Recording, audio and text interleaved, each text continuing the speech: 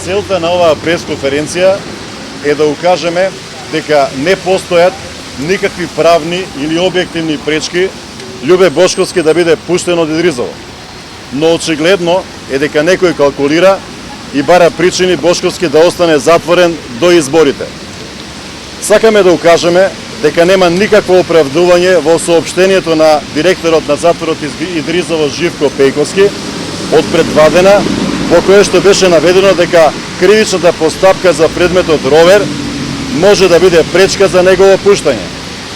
За да се расчисти маглата и да и стане јасно на целата јавност, укажуваме дека за предметот ровер до затворската управа е веќе доставено известување од председателот на судскиот совет дека на Љубе Бошковски треба да му се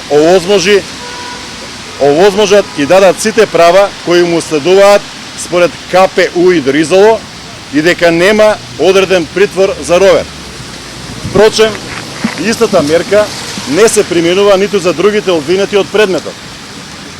Ако за ровер нема притвор, ако директорот на затворот Живко Пејковски самиот кажа дека нема политички притисоци да не се пушти Бошковски на слобода, ако се исполнети сите останати услови, тогаш јавно прашуваме во што е проблемот и што се уште се чека.